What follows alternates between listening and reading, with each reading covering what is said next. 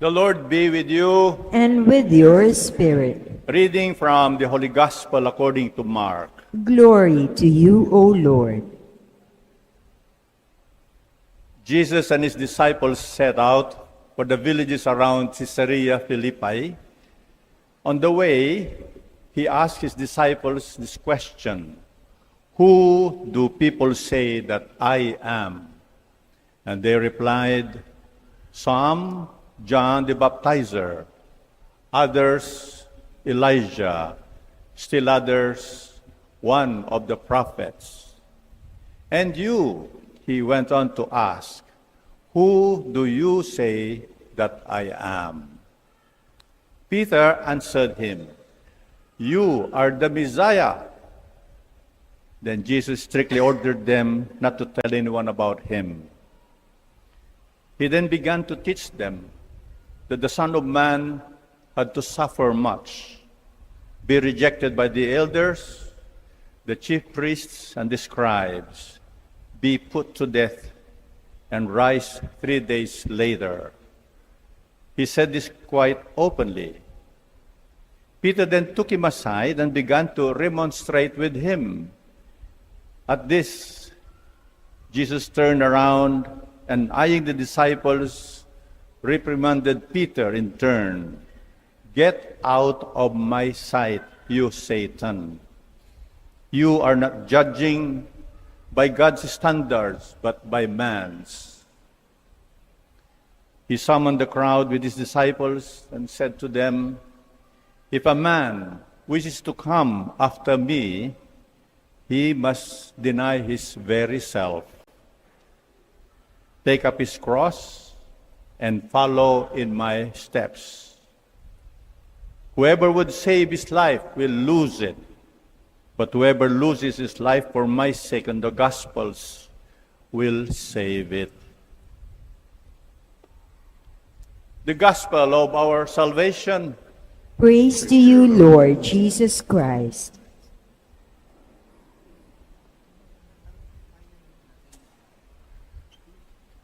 Come, Holy Spirit, bless these unworthy priests, that I may share with humility and with the heart, and that people listen with the Holy Spirit in their hearts. Come, Holy Spirit, come. Sisters and brothers, may we all just bow our heads. And you're here this Sunday. I am here. I'm back. 30 days of journey and hard work. And today, the Lord asks you, why do you come here every Sunday? Or you join the online Mass? Sino ba ako para sa'yo? Who am I to you? Sino ba ako para sa'yo? You sacrifice. You keep coming back.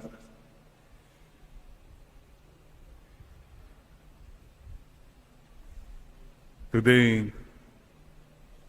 tell the Lord again, Lord, kilala ko po kayo at kinikilala ko po kayo. I know you and I honor you. Sana masabi mo yan. If you come here just to walang puso, wala rin. So today, let's start with that. I am here, Lord, because I love you. I'm trying to love you. Kahit papano, Lord, mahal ko rin kayo. Kahit kulang. So maraming salamat po, Panginoon. Amen. Amen. I'm happy to be back. I'm just savoring this moment. Back to the Philippines, back to Christ the King. And, you know, yung magbiyahe ka pa ng 14 hours non-stop, anything can happen. Mabuti nga non-stop eh. Eh kung nag-stop, wala na. So yun, direct flight. O sana direct na lang para hindi naman kung saan. So that's it. Thank God we are still alive. Pakisabi mo lang sa katabi mo, salamat, buhay ka pa. Salamat, buhay pa tayo. Magkakasama ulit tayo. Amen. Thank you, Padre John. Amen, Lord. Amen. Today, mayroon pong kwento sa court. Trial lawyer, may witness. Tinanong niya yung nasa stand, who stabbed you? Kasi nasaksak kasi yata yan. Hindi sumasagot yung witness. Who stabbed you? Hindi sumasagot. And then the judge said, translate mo yan. Who stabbed you? Sabi ng translator, sino? Si Tabio. Yun, lost in translation. Sino? Si Kristo sa iyo. That's the bottom line. Why did I go to America? And it was not easy. Going around different churches. Legwork. Why? Because a mission for the Lord. Klaro po yun. Sana po ang prayer ko po sa ating lahat. Fast forward. We will come before God face to face someday. At that point, sana masabi ko rin, Lord, alam po nyo, minahal ko rin kayo nung buhay pa ako. Yung masasabi ko, Lord, I tried my best. Hindi lang po yung ginawa ko lang kasi just for the show, just for the money. No. Sapagkat mahal ko rin ko po kayo. This is what the Lord is asking all of us here today. That we do not just know Him. We call ourselves Christians. Pero wala talaga sa puso eh. That's what we're praying in this Mass. That our commitment to the Lord is more personal, more real. Not for the show, not just for the obligation, but yung masasabi ko, Lord, I did my best also. Some of you here, maybe sana at the end of your life, masabi mo, Lord, I shared my blessings to people because of you. Lord, pinatawad ko yung napakasamang kalabang ko na yon because you told me to forgive him. That is the meaning of making a commitment to the Lord today. Maybe you can say, Lord, may sakit ako, but I did not complain because alam ko po mahal niyo ako. Lord, binago na ko na po yung mga sasamang ugali ko kasi hindi na ho maganda para sa iyo. God wants not only your lip service. Lip service yung daliyang magbigkas eh. God wants your life service. God wants your heart. Kaya magandang tanong, close ka ba kay Lord? Baka akala mo lang. Close tayo. May closure dapat. Sabi ni Lord, closure. Close tayo. Are you sure? Yun po. And in humility, we do this in humility. Wala po tayong pwedeng ipagyabang sa Diyos. Yung sasabihin mo, Father, nagsisilbi naman ako simbahan, ganito ako, etc. Hello.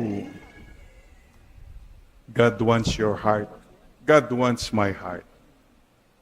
So I look back at the mission in America, I look at it as a gem. God encounter moments. What mattered most for me is that people experience God kahit papano when they joined me, when we met, encountered them.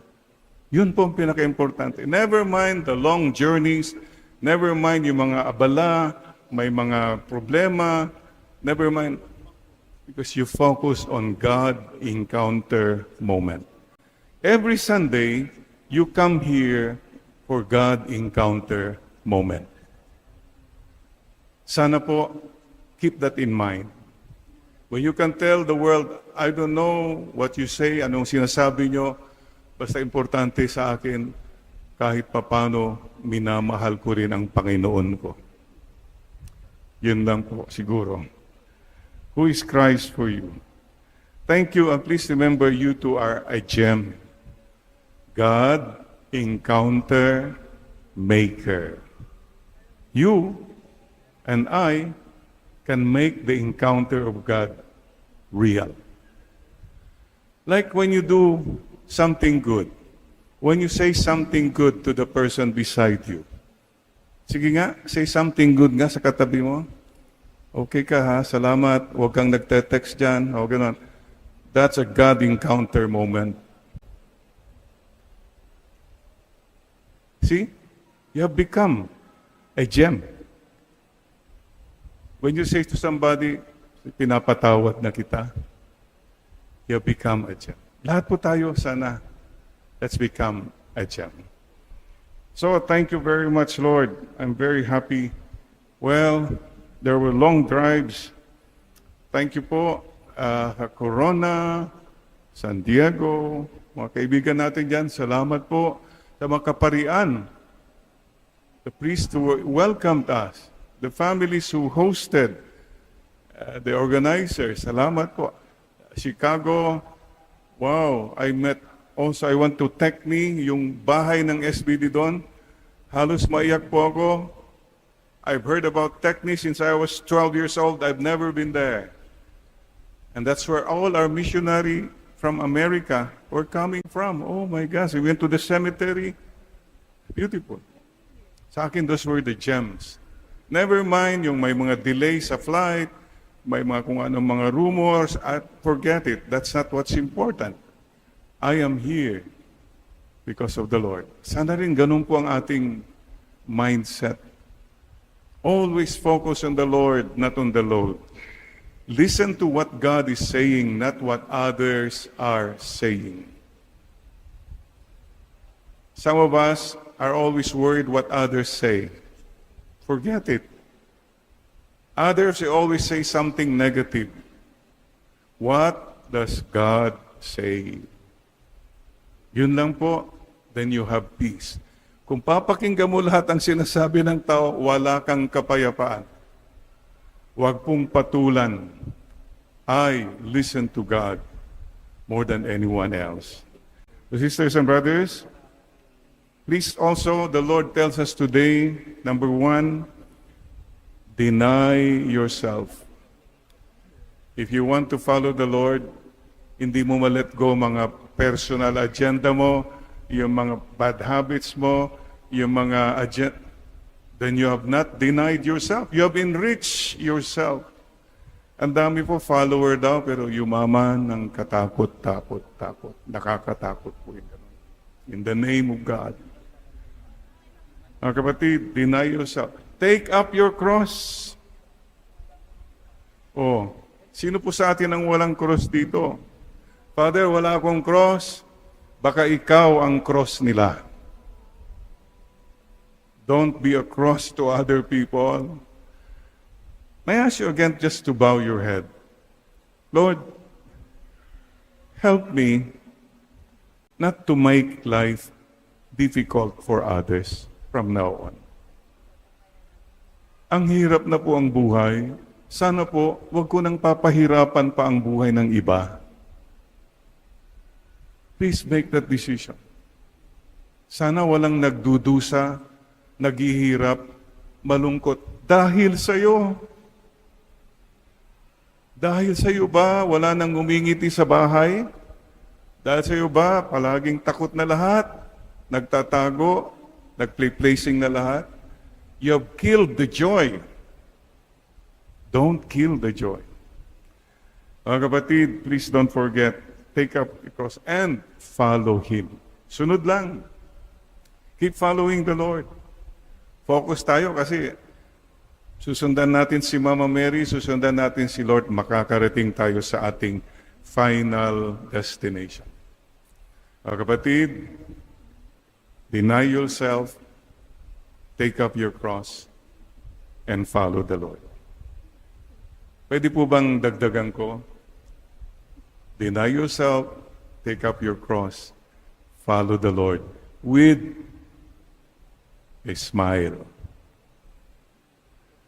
Ang dami sa atin dito, every morning, namimili ka kung anong isusuot mo. Susuot ko ba ito? Susuot ko ba yung, ano? Ang dami ka. Ito po sa akin, pinaka-importanting decision mo every morning, magsusuot ako ng smile. Tignan mo yung katabi mo, mukhang nakalimutan yata nagsuot ng smile. Ayan. Check lang. Yan na. Minsan po, may mga debate nung seminarista kami. Magsusuot ba ako ng sutana o hindi? Susuot ba ako ng cincture o hindi na lang? Well, sa akin po, beyond that question is, sana siguraduhin mo nakasuot ka ng smile. O mayroon din, even now, a little issue, I don't know if it's little big, but mga madre, kung magsusuot ng belo or wala na lang belo.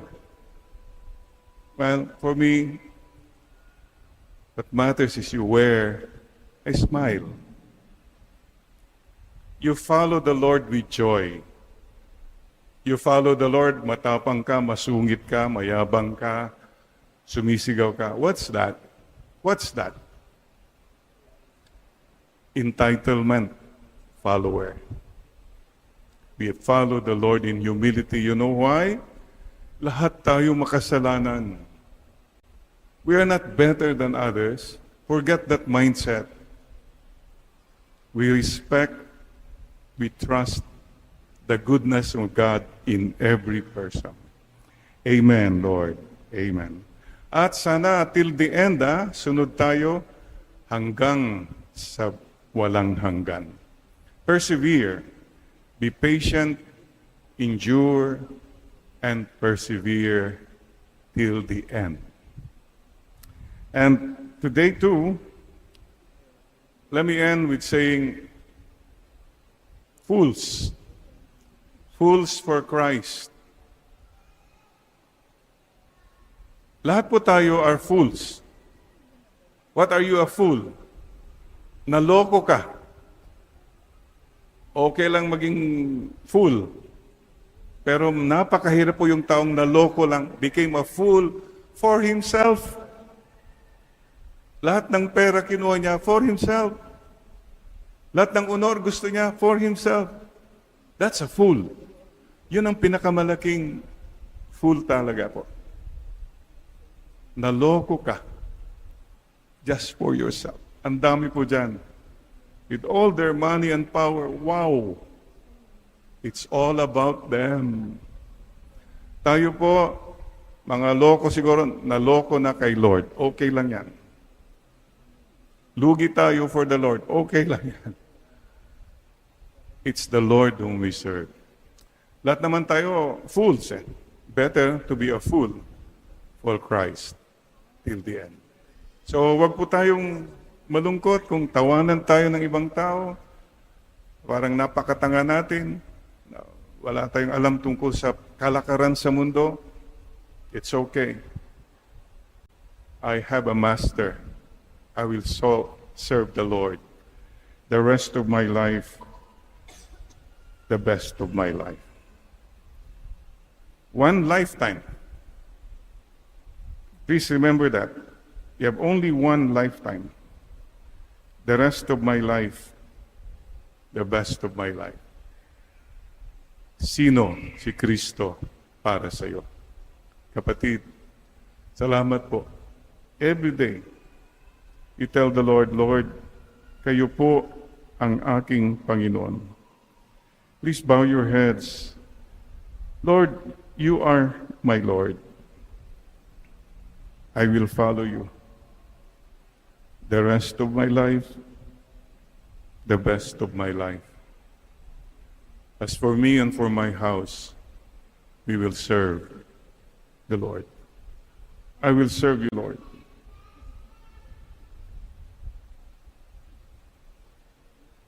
I owe you everything. Wala po akong pwedeng ipagmayabang sa inyo, Panginoon. All that I am, all that I have, and all that I have achieved, nanggaling po sa inyo. So today, again, I tell you, Lord, you are my Lord and my God.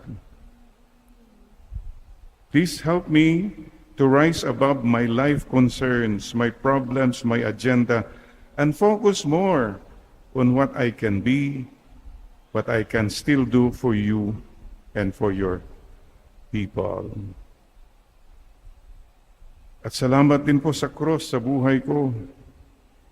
And as I experience the cross, help me to remember that you are in the cross. Na sana po I come closer to you because of my sickness, because of my pain, my hurts. Yes, Lord. And I become a better person, not a bitter person from now on. Salamat po, Mama Mary, for teaching us to follow Jesus. Not just halfway, but all the way. At sana, Lord, reminder for us here today, help us to remember that people are more important than our gadgets, our computers, and so forth. Help us not to lose touch of people, heart to heart. So maraming salamat po, Panginoon. Stay with us. Again, who is Christ for you? Lord, you are my Lord, my God, my Master. I will serve you. Amen. Lord, amen.